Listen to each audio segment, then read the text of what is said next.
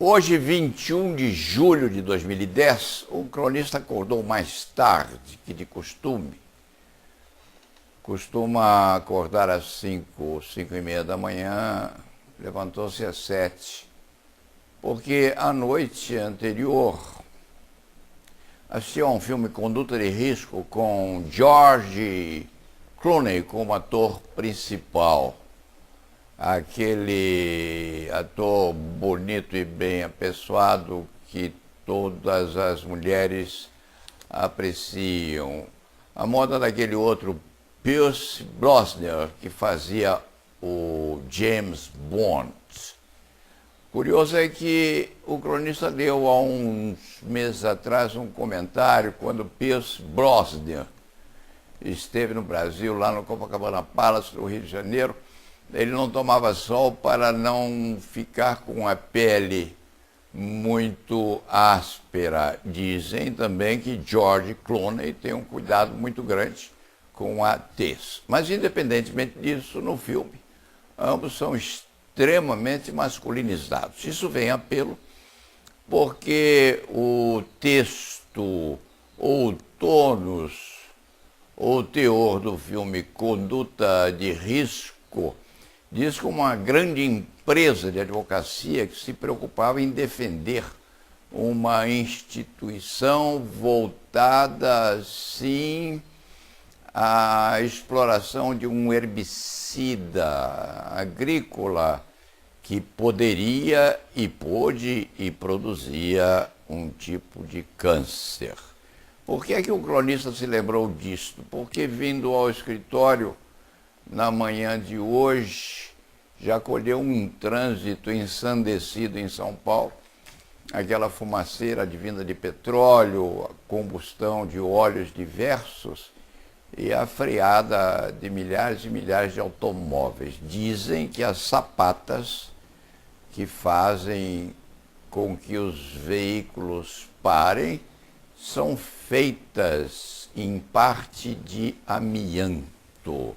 Isto talvez não ocorra nos carros modernos, mas naqueles mais antigos, as sapatilhas com certeza têm uma dose qualquer de asbestos ou de amianto. Por que se fala em amianto? A exemplo daquele herbicida que é conduzido dentro do roteiro de conduta de risco, porque o asbestos ou o amianto é um material, é um mineral que inalado produz a prazo médio, 15, 20, às vezes 30 anos, câncer nos pulmões. A criatura instintivamente ou primitivamente precisa defender-se da inalação do asbestos ou do amianto nos pulmões, daquelas partículas, e produz um tipo de ácido que leva a prazo médio a que a criatura morra. Fala-se, afirma-se, que o Brasil é um dos maiores exportadores desse veneno mineral do mundo inteiro. Entre o Brasil se encontra também, entre os menores e os maiores, se localiza o Canadá. Nos produtos fabricados na América do Norte e em alguns outros países, há proibição expressa da utilização do asbestos ou do amianto, material terrivelmente ou profundamente resistente ao calor. Afirma-se, inclusive, que Carlos Magno, na antiguidade, ganhou um tapete, uma toalha feita desse material e, ao limpá-la, jogou-a ao fogo para deixá-la mais pura. Evidentemente, a toalha resistiu à combustão. O asbestos mata, sim, milhares e milhares e milhares de pessoas. Por que vem isto ao raciocínio do cronista?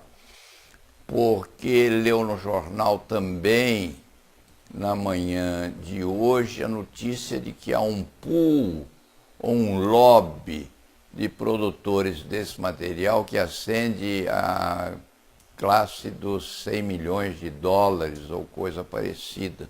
no sentido de se proteger esse pool ou de se protegerem as indústrias contra a invalidação desse empreendimento industrial.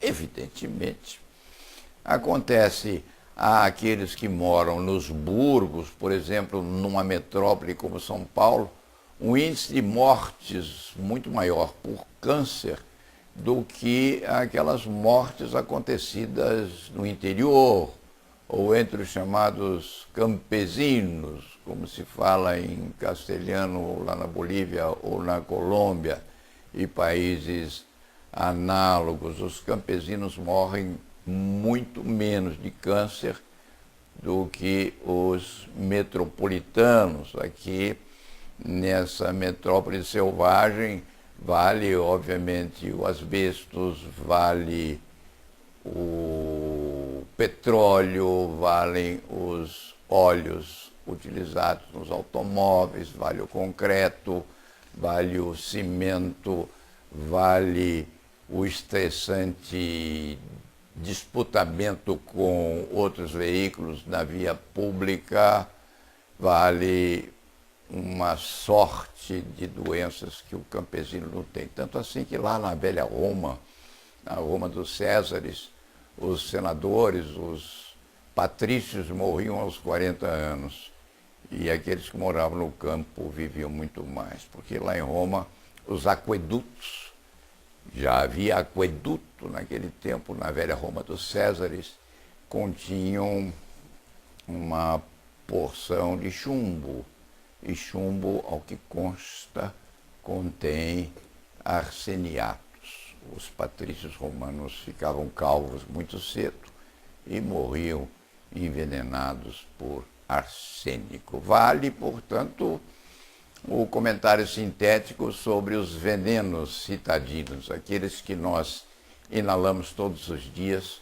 quando chegamos ao trabalho e quando saímos dele. Dizem os experimentados nesse tipo de veneno que as mulheres dos trabalhadores estes que lidavam com amianto e arsênico, também contraíam esse tipo específico de câncer ao lavarem durante anos e anos as roupas dos maridos que vinham das fábricas. O que vale ao encerramento é decidir se o citadino prefere morrer na metrópole e ser incinerado ou morrer no campo mais tarde sob um belo e florido carvalho. E ponto final.